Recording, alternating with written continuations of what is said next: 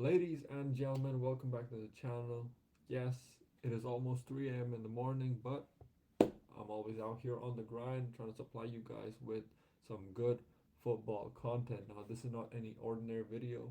This is a bit of a different style video. We're switching we're switching it up a bit, a little. You know what I mean. But this video is not a player review, it's not a pre-game review, it's not a post-game review, it is not a prediction.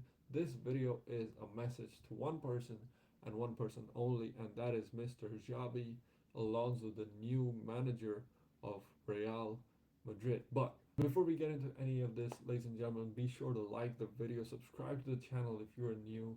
Road to 50 subscribers. Here we go, ladies and gentlemen. Yes, this is for the live stream in October for the El Clasico of Real Madrid versus Barcelona. Also, go ahead and comment on your thoughts in the comment section, whether you agree with me, disagree with me, or you see things differently. I'm open to all of your comments and thoughts. So just go down there and feel free to just say whatever. And let's get right into this. Now, Xabi Alonso, my man, you are one handsome man. Like, look at this guy. At that old an age, I mean, he's not even that old, but at this old an age, he's not old. But after retirement from football, to look this good, it's a rare situation. Not everybody gets this privilege. You know what I mean? But you're not just any manager. You've been one of the greatest players, one of the greatest center midfielders that Spain has ever seen. You won the World Cup with them in 2010. You've got two Champions Leagues, down in your pocket. One with Real Madrid, I think one with Liverpool, if I'm not wrong. You have a huge amount of trophies in your lineup. You've achieved so much as a player. And then you come to become a manager. You start off small, little by little, work your way up, and then you make it to the German league, Bundesliga. And you make it to being the manager of Bayer Leverkusen. Now, ladies and gentlemen, if you have a look at this, Xabi Alonso led Leverkusen to 28 games won and 6 games drawn with zero losses. Zero losses. And you know what? It's a huge feat to be able to do this. This is not an ordinary feat. To do it with a team like Leverkusen, sure, it's the Farmers League, and the teams, well, literally nobody would know these teams, but still, it is still a big achievement. It is a huge achievement, especially for managers just starting out. But you are now coming to Real Madrid, and I need you to understand something. You are now managing one of the biggest teams, if not the biggest teams in the whole world. You're managing the team that was awarded Club of the Century last century. You have taken over from Carlo Ancelotti, who though got a lot of shit last season for the way he handled the team, the way the team performed under him.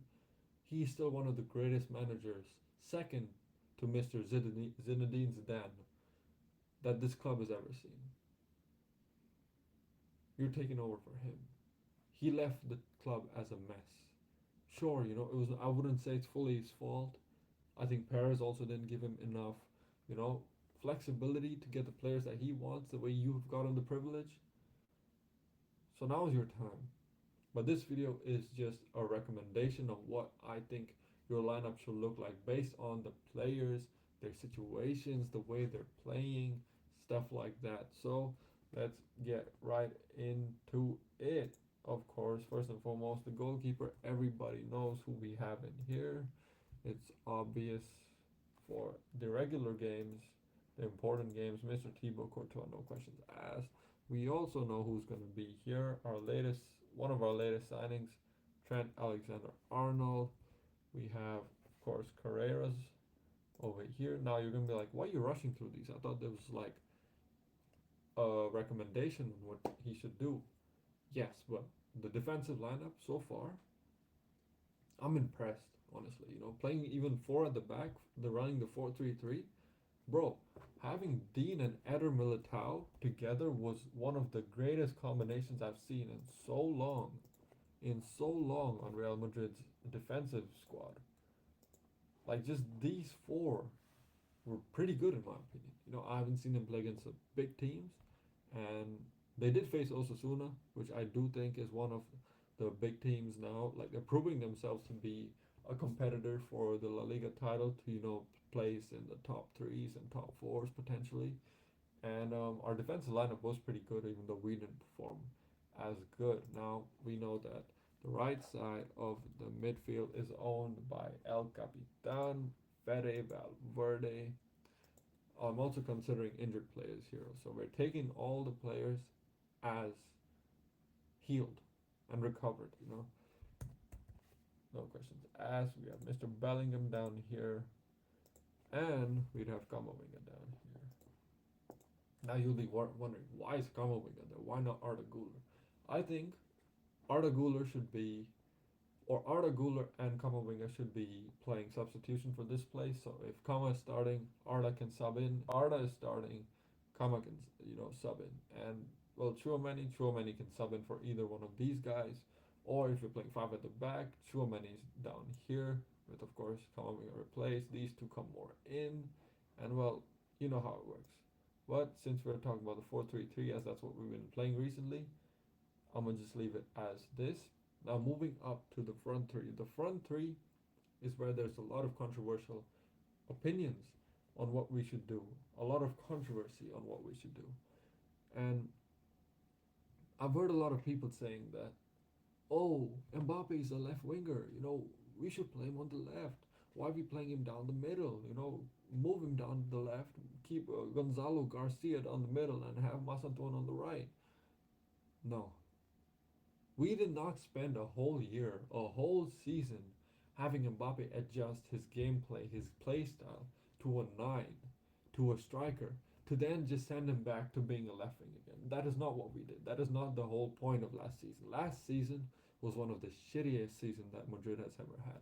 But even through that, even through a so-called flop season, Mr. Kylian Mbappe, in my opinion, the greatest player in the world right now, still was able to manage to get a golden boot on a flop season, on a season where he was literally doing flips on his head. He was doing headstands. And he was still able to finish that season with a golden boot.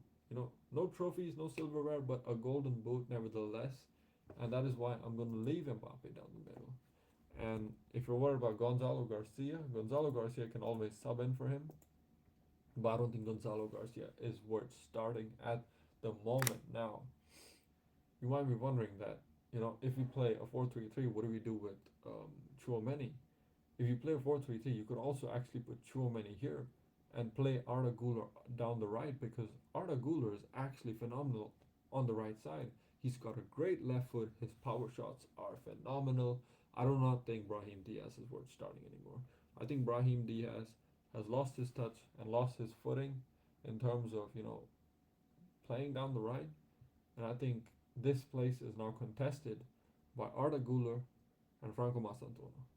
So, of course, since we really need to experiment with this guy, I'm going to leave Masantuono down the right. Now, moving on to the left wing situation, we have a huge issue here, ladies and gentlemen. We have a massive issue. I think we all know who I'm talking about. One guy and one guy only. I hate saying this because he's our golden boy. He is our Ballon d'Or. It is Mr. Vinicius Jr., Mr. 10 times harder. He had a horrible season last season. He was good in my opinion, but only from I think August to maybe December, after which he just fell off completely. His stats not the best, his dribbling not the best, his finishing not the best, his penalties not the best. He has completely lost his form ever since he lost the Ballon d'Or to Rodri. And I hear chants like, "Oh, sell Vinny, we can make 150 million, 200 million off of him. Maybe buy a better left winger. He's a waste of time. Why are we even spending time with him on our squad now?" No, that's not how we treat our legends. Let's be real. Vinny is one of the main reasons we got two UCLs. He got us the 2022 and he got us the 2024. Mainly, He was the main man in the 2024, also with Bellingham on his side. 2022, he did have Rodrigo, he did have Benzema, he had a huge, stacked up squad that really performed phenomenally, you know. And I'm not gonna discredit that. I gotta give him his flowers and appreciate him for the player he is, for what he's done for our club. But I also don't think he's worth starting anymore. We have a gem on our bench. I know I'm switching up right now, but the main reason why we even made it to the Champions League final in 2022, our golden boy who got us 2 goals in the dying moments of the game against City, Manchester City, and that is none other than Mr. Rodrigo Goes. Now I know there's a lot of rumors on him moving to another club, to Liverpool, to City, to Bayern, to even Barca. Not gonna happen. You guys aren't capable of pulling off a Figo. Do not even think about it. Do not even think about it. You cannot afford a Rodrigo. But I love this guy. I love his playstyle. I love his attitude. I love everything about him.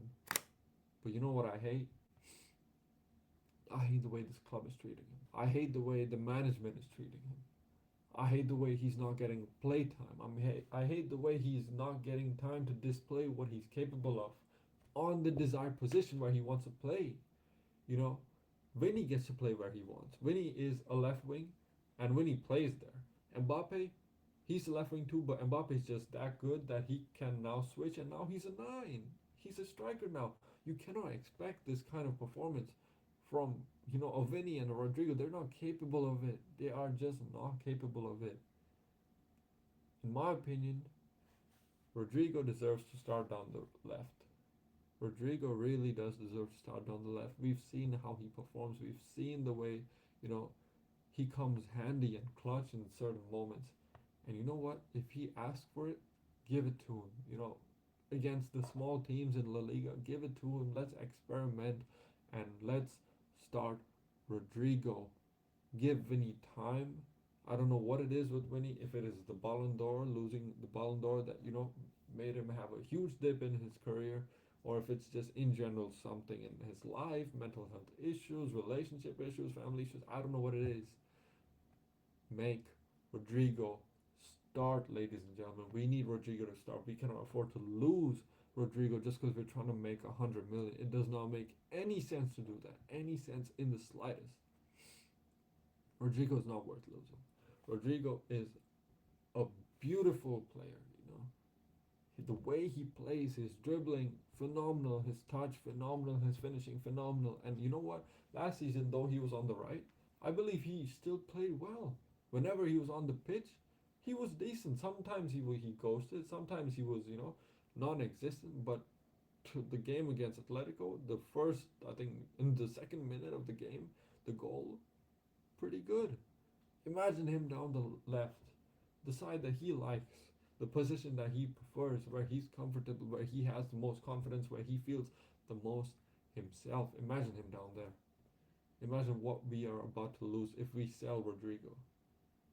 Imagine what a waste of potential, what a waste of talent, and what's just going to result as a what could have been. I'm sick of this club and the way that we treat our great players. We've done it to a lot of players in the past. I do not want to see it happen again with Rodrigo. Rodrigo needs to stay. Rodrigo needs to start. Give Vinny time. Vinny can sub in for him, but give Vinny time. Let Vinny recover and find his prime again.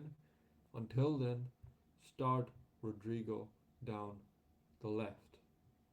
Now that's all for today, ladies and gentlemen. I hope you enjoyed the video.